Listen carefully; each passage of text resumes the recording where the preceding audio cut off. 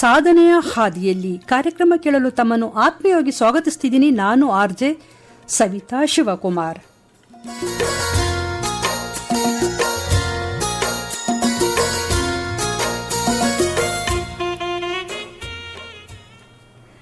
ಸ್ನೇಹಿತರೆ, ಶಿಕ್ಷಣವೆಂದರೆ ಮನಸ್ಸು, ದೇಹ ಮತ್ತು ಬುದ್ಧಿಗಳೊಂದಿಗೆ ದೊರೆಯುವ ಸಂಸ್ಕಾರ.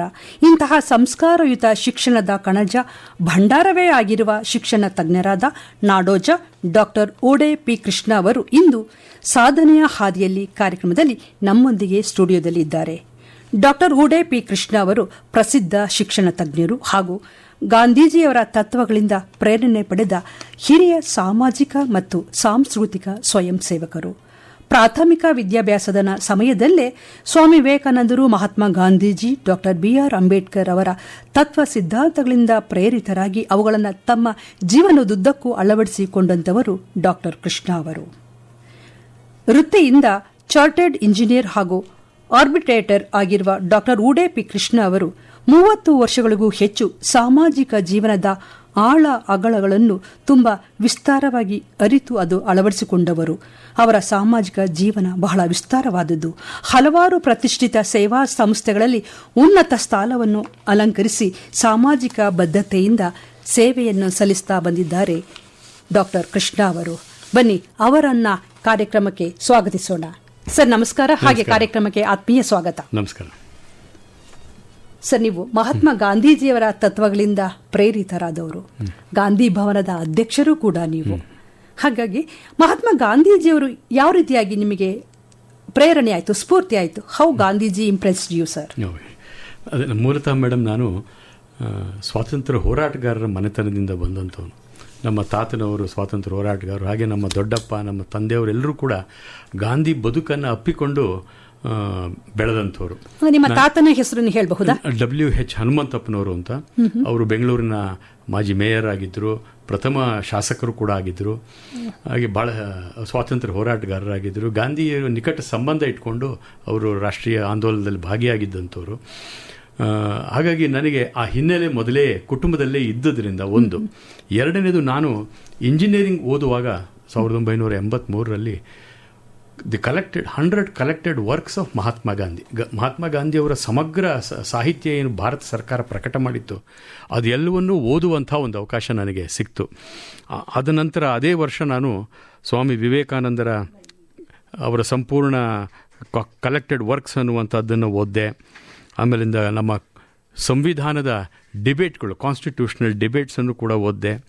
ಆಮೇಲಿಂದ ನಮ್ಮ ಸಂವಿಧಾನದ ಒಂದು ಒರಿಜಿನಲ್ ಪ್ರತಿಯನ್ನು ಕೂಡ ಓದುವಂಥ ಅವಕಾಶ ಸಿಕ್ತು. ಹಾಗೆ ಈ ಸ್ವಾತಂತ್ರ್ಯ ಸಂಗ್ರಾಮದ ಇತಿಹಾಸದ ಸುಮಾರು ಒಂದು 18 ಸಂಪುಟಗಳಲ್ಲಿದ್ದಂಥ the history of Indian freedom movement, ಅದರ ಪರಿಚಯ ಕೂಡ ಮಾಡಿಕೊಳ್ಳುವಂಥ ಅವಕಾಶ ಆಯಿತು. ಹಾಗೆ ಆಗುತ್ತಾನೆ ಬಂದಿದ್ದಂಥ ಪ್ರಥಮ ಹಿಂದುಳಿದ ವರ್ಗಗಳ ಆಯೋಗದ ಒಂದು ವರದಿಯನ್ನು ಕೂಡ ಓದುವಂಥ ಅವಕಾಶ ಆಯಿತು.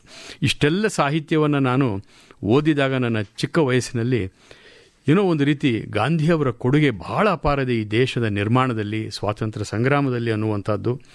ಎಲ್ಲದಕ್ಕಿಂತಲೂ ಮಿಗಿಲಾಗಿ ಗಾಂಧೀಜಿ ನಮಗೆಲ್ಲ ಒಬ್ಬ ಆದರ್ಶ ವ್ಯಕ್ತಿ. ಅದು ನನಗೆ ಪ್ರಪ್ರಥಮ ಭಾಳ ಇಂಪ್ರೆಸ್ ಆದ್ದು. ಗಾಂಧಿಯವರು ನಮ್ಮಂತೆ ಸಾಧಾರಣ ವ್ಯಕ್ತಿಯಾಗಿದ್ದರು, ಎಲ್ಲ ತಪ್ಪುಗಳನ್ನು ಮಾಡಿದಂಥವ್ರು.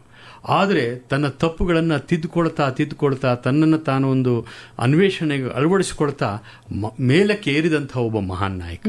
ಹಾಗಾಗಿ ಗಾಂಧಿಯವರು ನಾನು ಹೇಳೋದಿನ ಅವ್ರನ್ನ ಸಮಗ್ರವಾಗಿ ಹೇಳೋದಾದರೆ, ಲವ್ ಆಲ್ ಹೇಟ್ ನನ್, ಎಲ್ಲರನ್ನೂ ಪ್ರೀತಿಸಿ ಯಾರನ್ನೂ ದ್ವೇಷಿಸಬೇಡಿ ಅನ್ನುವಂಥದ್ದು. ಇನ್ನೊಂದೇನು ಅಂದರೆ, ನೋ ಡಿಸ್ಕ್ರಿಮಿನೇಷನ್, ನೋ ಎಕ್ಸ್ಪೆಕ್ಟೇಷನ್, ಯಾರನ್ನೂ ಅವರು ಭೇದಿಸಲಿಲ್ಲ.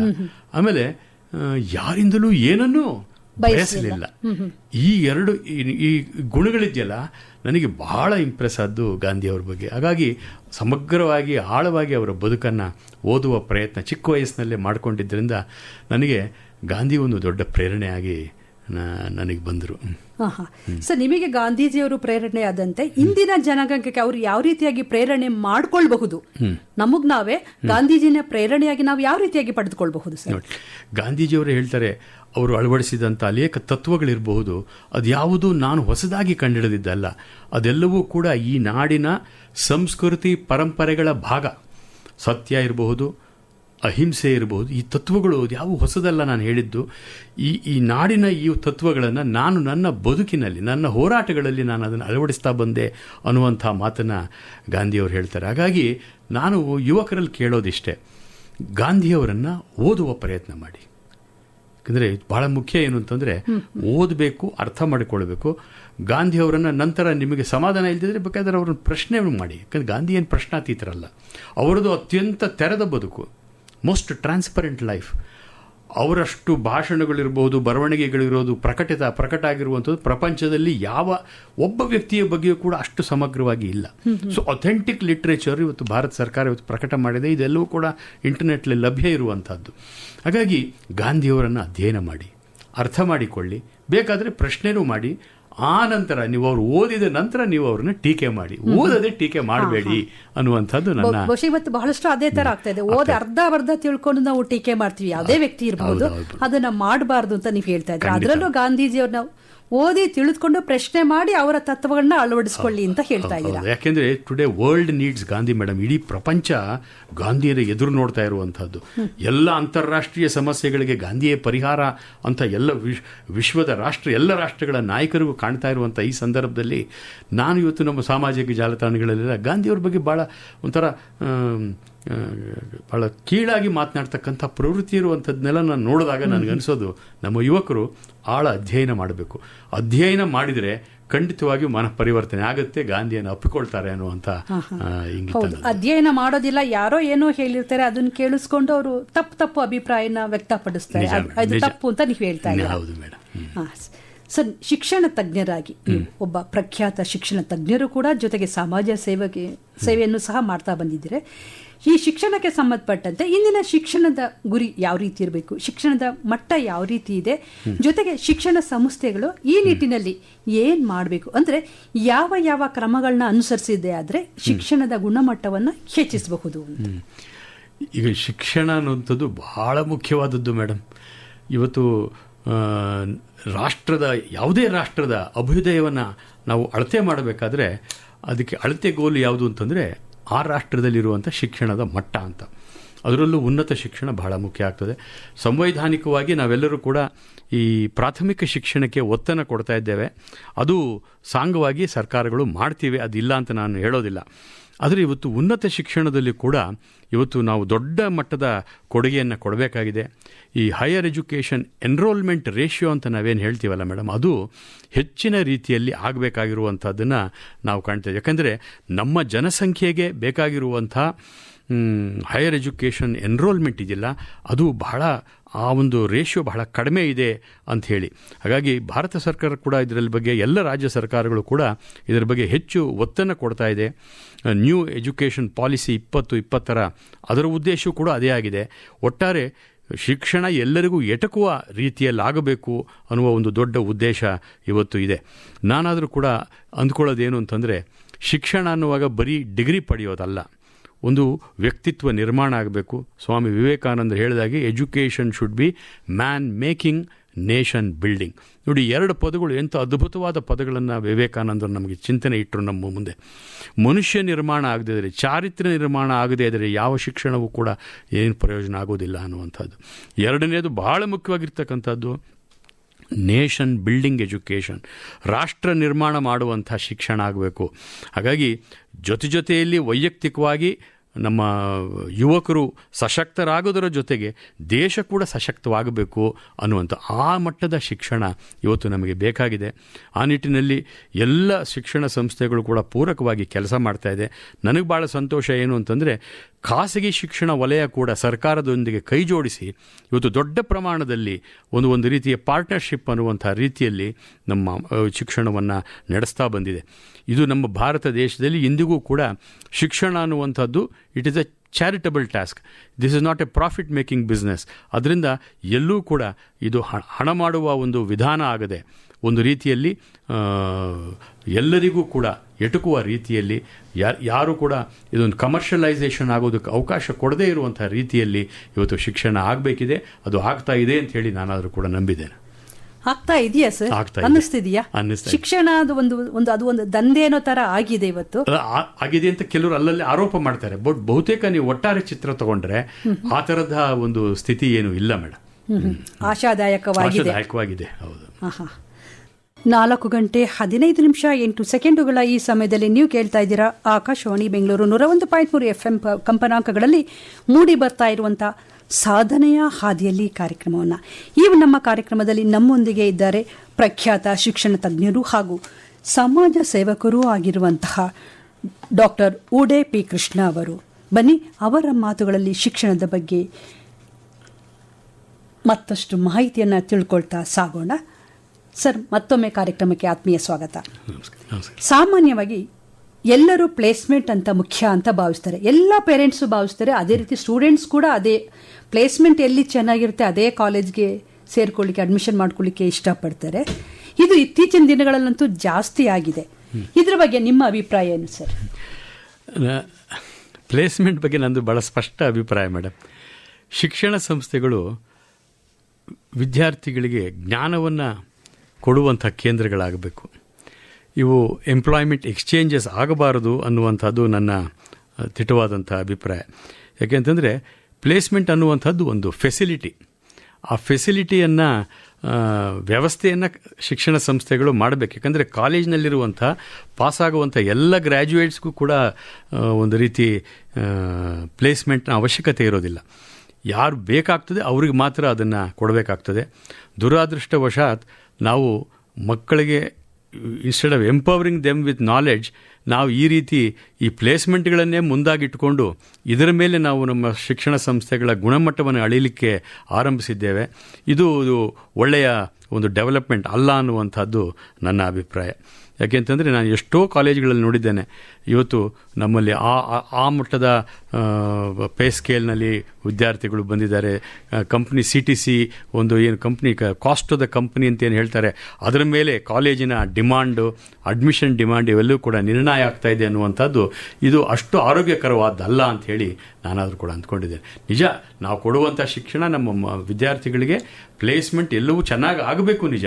ಆದರೆ ಪ್ಲೇಸ್ಮೆಂಟೇ ಒಂದು ಸಂಸ್ಥೆಯ ಒಂದು ಕೆಲಸವನ್ನು ಅಳತೆಗೋಲು ಆಗಬಾರದು ಅನ್ನುವಂಥದ್ದು ನನ್ನ ಅಭಿಪ್ರಾಯ. ಹೌದು, ಕಾಲೇಜಿನ ಮುಂಭಾಗದಲ್ಲಿ ಎಂಟ್ರೆನ್ಸ್ ಅಲ್ಲೇ ದೊಡ್ಡ ಪ್ಲೇಸ್ಮೆಂಟ್. ಯಾರ್ಯಾರು last year before last year ಎಷ್ಟೆಷ್ಟು ಲಕ್ಷಗಳಿಗೆ ಅವರು ಸ್ಟೂಡೆಂಟ್ಸ್ ಹೋದ್ರು ತಗೋತಾ ಇದ್ದಾರೆ. ಪ್ಯಾಕೇಜ್ ಅನ್ನೋದನ್ನ ಅವರು ದೊಡ್ಡದಾಗಿ ಹಾಕಿರ್ತಾರೆ.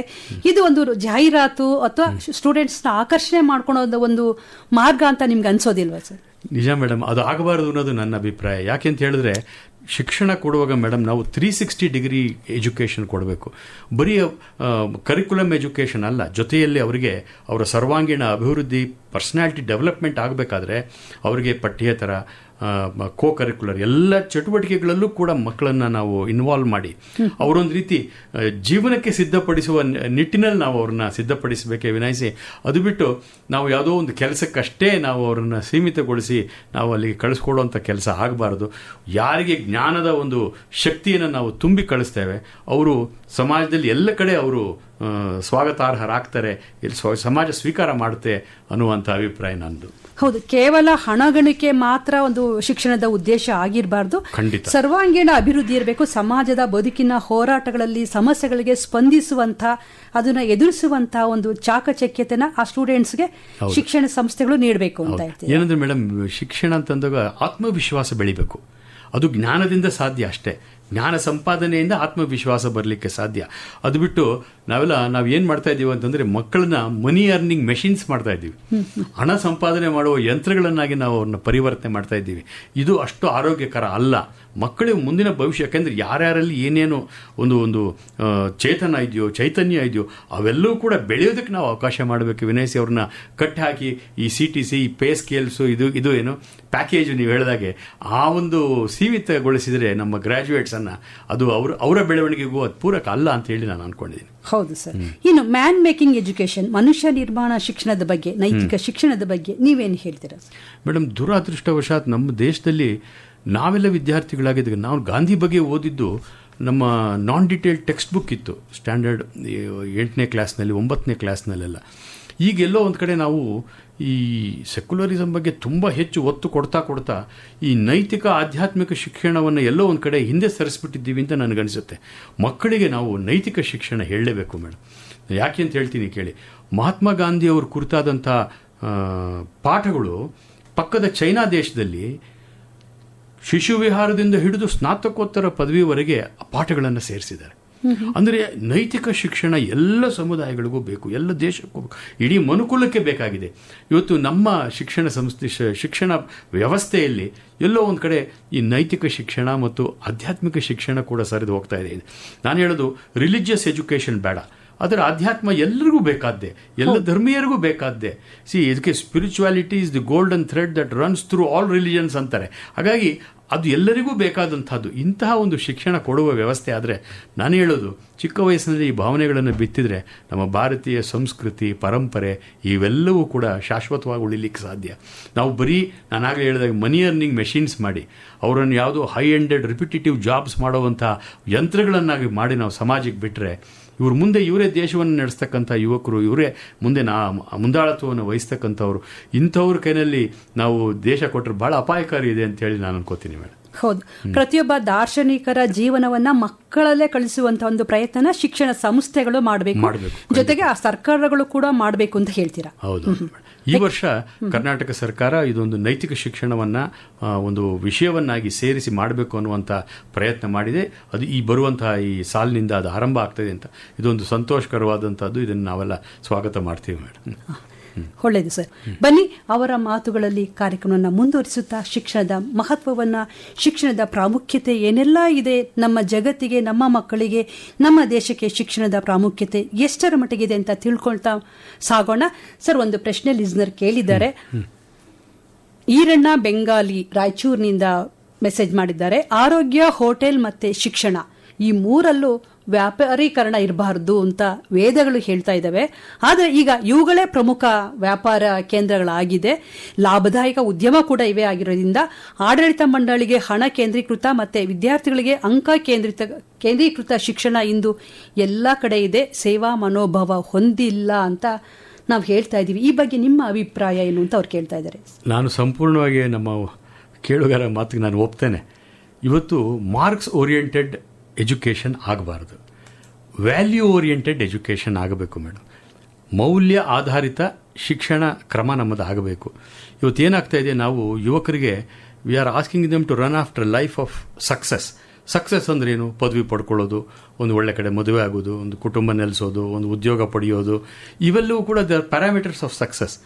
ಈ ಸಕ್ಸಸ್ಸೇ ಜೀವನ ಅಲ್ಲ, ಅದೇ ಸಂಪೂರ್ಣವಾದ ಜೀವನ ಅಲ್ಲ. ಆದರೆ we have A life of values.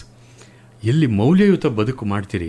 ಇವತ್ತು ನಾವು ಯಾಕೆ ವಿವೇಕಾನಂದರನ್ನ, ಬುದ್ಧರನ್ನ, ನಮ್ಮ ಮಹಾತ್ಮ ಗಾಂಧಿಯವರನ್ನು ಇವ್ರನ್ನೆಲ್ಲ ನಾವು ಯಾಕೆ ನೆನೆಸ್ತೇವೆ ಅಂತಂದರೆ, ಅವರು they were not just having A life of success but also A life of values. ಇವತ್ತು ಮೌಲ್ಯದ ಮೂಲಕ ನಾವು ಮಕ್ಕಳ ಯಾರೇ ವ್ಯಕ್ತಿಯ ಒಂದು ಸಕ್ಸಸ್ಸನ್ನು ನಾವು ಅಳತೆ ಮಾಡಬೇಕಾಗಿರುವಂಥ ಕಾಲ ಈಗ. ಹಾಗಾಗಿ ಈ ಮಾರ್ಕ್ಸ್ ಅನ್ನುವಂಥದ್ದು ಇದೆಯಲ್ಲ, it is a temporary thing. ಈಗೇನೋ ಒಂದು ಮಾರ್ಕ್ಸ್ ತೊಗೊಂಡ್ಬಿಡ್ತಾನೆ, ಕಷ್ಟಪಟ್ಟು ಓದಿ ಬರೆದು ಏನೋ ಪರೀಕ್ಷೆ ಮಾಡಿಬಿಡ್ತಾನೆ. ಆದರೆ ನಿಜವಾಗಲೂ ಜೀವನದಲ್ಲಿ ಅದೇ ಯಶಸ್ಸು ತನ್ನ ಕಡೆ ಕ್ಷಣದವರೆಗೂ ಇರುತ್ತಾ, ಅದು ಯಾರಿಗೂ ಹೇಳಲಿಕ್ಕೆ ಸಾಧ್ಯ ಇಲ್ಲ. ಅದರಿಂದ marks will not define our career. ಈ ಜ್ಞಾನಾರ್ಜನೆ ಆಗಬೇಕು ಒಂದು, ಎರಡನೇದು ಮೌಲ್ಯಯುತ ಶಿಕ್ಷಣ ಸಿಗಬೇಕು. ಈ ಮೌಲ್ಯಗಳನ್ನೆಲ್ಲ ಅಳವಡಿಸಿಕೊಂಡಂತ ನಾನು ಆಗಲೇ ಹೇಳಿದಾಗೆ 360 ಡಿಗ್ರಿ ಎಜುಕೇಷನ್ ಆಗಬೇಕು. ಎರಡನೇದು ಕಮರ್ಷಿಯಲೈಸೇಷನ್ ಆಗಬಾರ್ದು ಅನ್ನುವಂಥದ್ದು, ಇದು ನಾನು ಒಪ್ತೇನೆ. ಆದರೆ ನಾನು ಒಂದು ಮಾತನ್ನು ಹೇಳ್ತೇನೆ ಮೇಡಮ್, ಇವತ್ತಿಗೂ ಕೂಡ ಕಾನೂನಿನಲ್ಲಿ ಭಾರತ ದೇಶದಲ್ಲಿ education is still A charitable task. ನಮ್ಮಲ್ಲಿ ಯಾರೇ ಶಿಕ್ಷಣ ಸಂಸ್ಥೆ ಆರಂಭಿಸಬೇಕಾದ್ರೆ ಅದು ಒಂದು ನಾಟ್ ಫಾರ್ ಪ್ರಾಫಿಟ್ ಸಂಸ್ಥೆ ಆಗಿರಬೇಕು. ಸೊಸೈಟಿ ಇರಬಹುದು, ಟ್ರಸ್ಟ್ ಇರಬಹುದು, ಯಾವುದೇ ಇರಬಹುದು. ಎಲ್ಲೂ ಕೂಡ ಕಂಪನಿಗಳನ್ನು ನೀವು ನೋಡೋಲ್ಲ. ಲಿಮಿಟೆಡ್ ಕಂಪನಿಗಳು, ಪ್ರೈವೇಟ್ ಲಿಮಿಟೆಡ್ ಕಂಪನಿಗಳು ಶಿಕ್ಷಣ ಸಂಸ್ಥೆಗಳನ್ನು ಮಾಡೋದು ನಾವು ನೋಡೋಲ್ಲ. ಆದರೆ ಕೆಲವು ಕಡೆ ಒಂದು ಧ್ವನಿಗಳು ಬರ್ತಾ ಇರ್ತವೆ, ಏನು ಅಂತಂದರೆ ಫೀ ಜಾಸ್ತಿ, ಇವರು ಹಣ ಮಾಡಲಿಕ್ಕೆ ಹೊರಟಿದ್ದಾರೆ ಅನ್ನುವಂಥದ್ದು. ಆದರೆ ನಾನಾದರೂ ಒಂದು ಮಾತನ್ನು ಹೇಳ್ತೇನೆ, ಆ ಥರ ಯಾರೂ ಕೂಡ ಫೀ ಹೆಚ್ಚು ತಗೊಳಕ್ಕೆ ಸಾಧ್ಯ ಇಲ್ಲ. ಅದಕ್ಕೆ ಇರ್ತಕ್ಕಂಥ ಸೌಲಭ್ಯಗಳನ್ನು ಅವರು ಕೊಡಬೇಕಾಗ್ತದೆ. ಕೊಟ್ಟಂಥ ಸಂದರ್ಭದಲ್ಲಿ ಆ ಗುಣಮಟ್ಟದ ಶಿಕ್ಷಣ ಕೊಡೋದಕ್ಕೆ ಬೇಕಾಗಿರುವಂಥ ಪೂರಕವಾದಂಥ ಖರ್ಚುಗಳು, ಇವತ್ತು ಒಳ್ಳೆಯ ಸಂಬಳ ಕೊಡದೇ ಇದ್ದರೆ ನಮ್ಗೆ ಒಳ್ಳೆಯ ಶಿಕ್ಷಕರು ಸಿಗೋದಿಲ್ಲ. ಈ ಎಲ್ಲವೂ ಇರೋದರಿಂದ ನಾನು ಸಂಪೂರ್ಣವಾಗಿ ಇದು ಒಂದು ವಾಣಿಜ್ಯೀಕರಣ ಆಗಿದೆ ಅನ್ನುವಂಥದ್ದಕ್ಕೆ ನಾನು ಒಪ್ಪೋದಿಲ್ಲ. ಆದರೂ ಕೂಡ ಇವತ್ತು ಇವತ್ತು ನಮ್ಮ ದೇಶದಲ್ಲಿ ಖಾಸಗಿ ವಲಯ ಕೂಡ ಕೈ ಜೋಡಿಸಿ ಬಹು ದೊಡ್ಡ ಪ್ರಮಾಣದಲ್ಲಿ ಇವತ್ತು ಶಿಕ್ಷಣದ ಕೈಂಕರ್ಯ ನಡೀತಾ ಇದೆ. ಇದೊಂದು ರೀತಿ ಇದೇ ತಪ್ಪುಗಳು ಅಲ್ಲಲ್ಲೇ ಆಗ್ತಿರ್ತವೆ, ಅಲ್ಲಲ್ಲೇ ನಾವು ನ್ಯೂನತೆಗಳನ್ನು ಕಾಣ್ತೇವೆ ಶಿಕ್ಷಣದಲ್ಲಿ. ಆದರೂ ಒಂದು ಒಟ್ಟಾರೆ ಚಿತ್ರ ನೋಡುವಾಗ ನಿಜಕ್ಕೆ ಶೈಕ್ಷಣಿಕವಾಗಿ ನಮ್ಮ ದೇಶದಲ್ಲಿ ಒಳ್ಳೆಯ ಕೆಲಸ ಆಗ್ತಾ ಇದೆ, ಮುಂದೆ ಕೂಡ ಭವಿಷ್ಯ ಇದೆ ಅಂತೇಳಿ ನಾನಾದರೂ ಕೂಡ ಅಂದ್ಕೊಂಡಿದ್ದೇನೆ. ಯಾಕೆಂದರೆ ನಮ್ಮ ನ್ಯೂ ಎಜುಕೇಷನ್ ಪಾಲಿಸಿ ಬಹಳ ದೊಡ್ಡ ಒಂದು ಭರವಸೆಯನ್ನು ನಮಗೆಲ್ಲ ಕೊಟ್ಟಿದೆ. ಇವತ್ತು ಹುಡುಗರಿಗೆ ಮಲ್ಟಿ ಡಿಸಿಪ್ಲಿನರಿ ಎಜುಕೇಷನ್ಗೆ ಒಂದು ಎಕ್ಸ್ಪೋಜರ್ ಕೊಟ್ಟಿದೆ. ಆಮೇಲೆ ಚಾಯ್ಸ್ ಬೇಸ್ಡ್ ಸಿಸ್ಟಮ್ ಆಫ್ ಎಜುಕೇಷನ್ಗೆ ಅವಕಾಶ ಕೊಟ್ಟಿದೆ. ನಾನು ಇಂಜಿನಿಯರಿಂಗ್ ಓದ್ತಾ ಇದ್ದೆ, ನನಗೆ ಸಂಗೀತದಲ್ಲಿ ಆಸಕ್ತಿ ಇದ್ದರೆ ಸಂಗೀತದ ಒಂದು ವಿಷಯವನ್ನು ತಗೊಂಡು ಅಲ್ಲಿ ಕ್ರೆಡಿಟ್ ಸಂಪಾದನೆ ಮಾಡಿ ಈ ಪದವಿಯನ್ನು ಸಂಪಾದನೆ ಮಾಡಲಿಕ್ಕೆ ಅದು ಸಾಧ್ಯ ಆಗ್ತಿದೆ ಅನ್ನುವಂಥ ವ್ಯವಸ್ಥೆ ಮಾಡಿದ್ದಾರೆ. ಹಿಂದೆಲ್ಲ ಒಂದು ಕಂಪಾರ್ಟ್ಮೆಂಟಲೈಸ್ಡ್ ಆಗಿತ್ತು ಶಿಕ್ಷಣ. ಆರ್ಟ್ಸ್ನವ್ರು ಅಂತಂದರೆ ಅವರು ಮ್ಯಾಥಮೆಟಿಕ್ಸ್ ಓದೋ ಆಗಿಲ್ಲ, ಹಾಗೇನಿಲ್ಲ. ಈಗ ಮ್ಯಾಥ್ಸ್ ಓದುವಂಥವನು ಆರ್ಟ್ಸ್ ಸಬ್ಜೆಕ್ಟ್ನು ಓದ್ಬೋದು, ಆರ್ಟ್ಸ್ ಓದುವಂಥವನು ಮ್ಯಾಥಮೆಟಿಕ್ಸ್ ಓದ್ಬೋದು, ಫಿಸಿಕ್ಸ್ ಓದ್ಬೋದು. ಈಗ ಆ ರೀತಿಯಾದಂಥ ಒಂದು ಬದಲಾವಣೆಯನ್ನು ನಮ್ಮ ದೇಶದಲ್ಲಿ ತರ್ತಾ ಇರ್ತಕ್ಕಂಥದ್ದು. ಹಾಗಾಗಿ ನನಗೇನೋ ಭರವಸೆ ಇದೆ. ನಾನು ಭರವಸೆಯಿಂದ ಒಂದು ರೀತಿ ಆಶಾದಾಯಕವಾದ ಭಾವನೆಯಿಂದ ನಾನು ನಮ್ಮ ಶಿಕ್ಷಣ ಲೋಕವನ್ನು ನೋಡ್ತಾ ಇದ್ದೇನೆ. ಸರಿ, ಮತ್ತೊಂದು ಪ್ರಶ್ನೆ ಬಂದಿದೆ ಸರ್. ಇಲ್ಲಿ ಶಕುಂತಲಾ ಶಂಕರ್ ಮಂಡ್ಯದಿಂದ ಅವರು ಮೆಸೇಜ್ ಮಾಡಿದ್ದಾರೆ. ಕಾರ್ಯಕ್ರಮದಲ್ಲಿ ಕೃಷ್ಣ ಸರ್ ಅವರು ಮಕ್ಕಳಿಗೆ ಶಿಕ್ಷಣದ ಅದ್ಭುತ ಮಾಹಿತಿಯನ್ನು ಕೊಡ್ತಾ ಇದ್ದಾರೆ. ಶಿಕ್ಷಣ ಹೇಗಿರಬೇಕು, ಶಿಕ್ಷಣದ ವ್ಯವಸ್ಥೆ ಹೇಗಿರಬೇಕು ಅಂತ ಹೇಳ್ತಾ ಇದ್ದಾರೆ. ಆದರೆ ಅವರ ಮಾತುಗಳನ್ನ ಕೇಳಿದ್ರೆ ನಮಗೆ ಎಷ್ಟೇ ಕಷ್ಟ ಆದರೂ ಪರವಾಗಿಲ್ಲ, ಶಿಕ್ಷಣ ಕೊಡಿಸಲೇಬೇಕು ಅಂತ ಅನಿಸುತ್ತೆ. ಅವರ ಮಾತುಗಳು ನಮಗೆ ಸ್ಫೂರ್ತಿದಾಯಕವಾಗಿದೆ ಅಂತ ಹೇಳಿ ಒಂದು ಸ್ಫೂರ್ತಿದಾಯಕ ಮಾತುಗಳನ್ನೇ ಅವರು ಹೇಳಿದ್ದಾರೆ. ಹೌದಾ? ನಮ್ಮಲ್ಲಿ ಬಹಳ ಜನ ತಂದೆ ತಾಯಂದ್ರು ಬರ್ತಾರೆ, ಪೋಷಕರು ಬರ್ತಾರೆ ಮೇಡಮ್. ನಾನು ಅವ್ರಿಗೆ ಹೇಳೋದು ಏನು ಅಂದರೆ, ಮಕ್ಕಳಿಗೆ ಆಸ್ತಿ ಮಾಡ್ಕೋಬೇಡಿ, ಅವರಿಗೆ ಶಿಕ್ಷಣ ಕೊಡಿ. ಆ ಶಿಕ್ಷಣವೇ ಅವ್ರಿಗೆ ಆಸ್ತಿ ಆಗುತ್ತೆ. ಮಕ್ಕಳನ್ನೇ ಆಸ್ತಿ ಮಾಡಿ ಅದರಿಂದ ನೀವು ಇವತ್ತೇನು ಅವ್ರಿಗೆ ಎಜುಕೇಷನ್ ಮೇಲೆ ಇನ್ವೆಸ್ಟ್ಮೆಂಟ್ ಮಾಡ್ತಿದ್ದೀರಿ, ಅದು ಖರ್ಚು ಮಾಡ್ತಿದ್ದೀರಿ. It is not expenditure, it is an investment, not just on your child but on the nation. ಇಡೀ ರಾಷ್ಟ್ರಕ್ಕೊಂದು ನಿಮ್ಮದೊಂದು ಹೂಡಿಕೆ ಆಗ್ತದೆ ಅನ್ನುವ ಆ ಭಾವದಿಂದ ತಂದೆ ತಾಯಿಗಳು ಮಾಡಿದರೆ ಮೇಡಮ್, ನಿಜವಾಗ್ಲೂ ಮಕ್ಕಳು ಬಹಳ ಎತ್ತರಕ್ಕೆ ಬೆಳೀತಾರೆ. ಮಕ್ಕಳಲ್ಲೂ ಆ ಭಾವನೆ ಬಿತ್ತಬೇಕು. ನೋಡಪ್ಪ, ನೀವು ಬರೀ ನಮ್ಮ ಕುಟುಂಬಕ್ಕೆ ಅಷ್ಟೇ ಅಲ್ಲ, ನನಗೆ ನೀನು ಅಷ್ಟೇ ಅಲ್ಲ, ನೀನು ಸಮಾಜಕ್ಕೆ ಆಸ್ತಿ ಆಗ್ತೀಯ, ಮುಂದೆ ನೀನು ಈ ರಾಷ್ಟ್ರಕ್ಕೊಂದು ದೊಡ್ಡ ಆಸ್ತಿ ಆಗ್ತೀಯ ಅನ್ನುವ ಭಾವನೆ ಚಿಕ್ಕ ವಯಸ್ಸಿಂದ ತಂದೆ ತಾಯಂದರೂ ಮೂಡಿಸಿದ್ರೆ ಆ ಮಕ್ಕಳು ಬಹಳ ಎತ್ತರಕ್ಕೆ ಬೆಳೀತಾರೆ ಮೇಡಮ್. ಒಬ್ಬ ಶಿಕ್ಷಣ ತಜ್ಞರಾಗಿ ಸರ್, ಶಿಕ್ಷಣ ವಂಚಿತ ಮಕ್ಕಳಿಗೆ ನೀವು ಯಾವ ರೀತಿಯಾಗಿ ಅವ್ರನ್ನ ಶಿಕ್ಷಣದತ್ತ ಮುಖ ಮಾಡುವಂತೆ ಮಾಡೋಕ್ಕೆ ಸಾಧ್ಯ ಇದೆ? ಸಮಾಜ ಸೇವಕರಾಗಿ ನಿಮ್ಮ ಪಾತ್ರ ಏನು ಸರ್? ಈಗ ನಾನು ಹೇಳೋದು ಮೇಡಮ್, ಪ್ರಾಥಮಿಕ ಶಿಕ್ಷಣ ಬಹಳ ದೊಡ್ಡ ಜವಾಬ್ದಾರಿಯನ್ನು ಭಾರತ ಸರ್ಕಾರ ಹೊತ್ಕೊಂಡಿದೆ. ಎಲ್ಲ ಹಂತದಗಳಲ್ಲೂ ಕೂಡ ಯಾರು ಕೂಡ ಮಕ್ಕಳು ಓದದೇ ಇರಬಾರ್ದು ಅನ್ನುವಂಥದ್ದು ಒಂದು ಅಭಿಯಾನ ದೇಶದಲ್ಲಿ ನಡೀತಾ ಇದೆ ಇವತ್ತಿಗೂ ಕೂಡ. ಹಾಗಾಗಿ ಸಮಾಜದಲ್ಲಿ ನಮ್ಮ ಇತರರಿಗೂ ಕೂಡ ಈಗ ನಮ್ಮ ಸಂಪರ್ಕಕ್ಕೆ ಬಂದಂಥವ್ರು ಯಾರಾದರೂ ಮಕ್ಕಳನ್ನು ಶಾಲೆಯಿಂದ ಹೊರಟಿಟ್ಟಂಥ ಮಕ್ಕಳನ್ನು ನಾವು ಅವರಿಗೆ ಕಂಡು ಹಿಡಿದು ಸೂಕ್ತವಾದಂಥ ಸಲಹೆ ಕೊಟ್ಟು ಸಂಬಂಧಪಟ್ಟ ಶಿಕ್ಷಣಾಧಿಕಾರಿಗಳ ಸಂಪರ್ಕ ಮಾಡಿ ಆ ಮಗು ಶಾಲೆಗೆ ಹೋಗುವಾಗೆ ಮಾಡುವಂಥ ಕೆಲಸ ಸಮುದಾಯದ್ದು ಇದೆ ಮೇಡಮ್. ಆ ಕೆಲಸ ಮಾಡಲೇಬೇಕಾದ, ಯಾಕಂದರೆ ಪ್ರಾಥಮಿಕ ಶಿಕ್ಷಣ ಇವತ್ತು ಎಷ್ಟು ಮುಖ್ಯ ಇದೆ ಅಂತಂದರೆ ಸಂವಿಧಾನದ ಒಂದು ಡೈರೆಕ್ಟಿವ್ ಪ್ರಿನ್ಸಿಪಲ್ಸ್ ಆಫ್ ಸ್ಟೇಟ್ ಪಾಲಿಸಿಯಲ್ಲಿ ಅದನ್ನು ಇನ್ಕ್ಲೂಡ್ ಮಾಡಿದ್ದಾರೆ. ಎಲ್ಲರೂ ಶಿಕ್ಷಿತರಾಗಬೇಕು ಅಂತ. ಶಿಕ್ಷಣ ಆಗದೇ ಇದ್ದರೆ, ಶಿಕ್ಷಣದಿಂದ ವಂಚಿತರಾದರೆ ಅವರು ಈ ಸಮಾಜದಲ್ಲಿ they can't be useful participators in the society. ಮುಂದೆ ಅವರು ನಮ್ಮ ಇಡೀ ಒಂದು ಪ್ರಜಾತಂತ್ರ ವ್ಯವಸ್ಥೆಯಲ್ಲೂ ಕೂಡ ಅವರು ಇಫೆಕ್ಟಿವ್ ಆಗಿ ಕೆಲಸ ಮಾಡಲಿಕ್ಕೆ ಸಾಧ್ಯ ಆಗೋದಿಲ್ಲ. ಆ ಕಾರಣದಿಂದ ಶಿಕ್ಷಣ ಬೇಕೇ ಬೇಕು. ಆ ನಿಟ್ಟಿನಲ್ಲಿ ಇಡೀ ಸಮುದಾಯದ ಜವಾಬ್ದಾರಿ. ಪಾಪ ಯಾರು ಅಶಿಕ್ಷಿತ ತಂದೆ ತಾಯಿಯರು ಇರಬಹುದು, ಅಥವಾ ಎಲ್ಲೋ ಬಡತನದಿಂದ ಇರುವಂಥ ಜನ ಇರ್ಬೋದು, ಆದರೂ ಕೂಡ ಇವತ್ತು ಸರ್ಕಾರ ಅಂಥವರಿಗೂ ಕೂಡ ಶಿಕ್ಷಣ ಎಟುಕುವಂಥ ರೀತಿಯಲ್ಲಿ ಮಾಡಿದೆ. ಅದರ ಪ್ರಯೋಜನ ಪಡ್ಕೊಳ್ಬೇಕು ಅನ್ನುವಂಥದ್ದು ನನ್ನ ಅಭಿಲಾಷೆ. ಇನ್ನು ಪದವಿ ಬಗ್ಗೆ, ಪ್ಲೇಸ್ಮೆಂಟ್ ಬಗ್ಗೆ ನಾವು ಮಾತಾಡ್ತಾ ಇದ್ವಿ ಸರ್. ಪ್ಲೇಸ್ಮೆಂಟ್ ಬಗ್ಗೆ ಮಾತಾಡ್ತಾ ಇರ್ಬೇಕಾದ್ರೆ ಪದವಿ ಪಡೆದಂಥ ಯೂನಿವರ್ಸಿಟಿಯಿಂದ ಆಚೆ ಹೋಗ್ತಾ ಇರುವಂಥ ವಿದ್ಯಾರ್ಥಿಗಳಲ್ಲಿ ಯಾವ ಒಂದು ರೀತಿಯ ಗುಣ ಇರಬೇಕು? ನೋಡಿ, ನಾನು ಅದೇ ಯಾವಾಗಲೂ ಹೇಳೋದು, ನಮ್ಮ ಒಟ್ಟಾರೆ ಶಿಕ್ಷಣ ವ್ಯಕ್ತಿಯಲ್ಲಿ ಒಂದು ಸೆಲ್ಫ್ ಕಾನ್ಫಿಡೆನ್ಸ್ ಬರುವ ರೀತಿಯಲ್ಲಿ ಆಗಬೇಕು. ಅಂದರೆ ಒಂದು ಆತ್ಮವಿಶ್ವಾಸ ಇರಬೇಕು.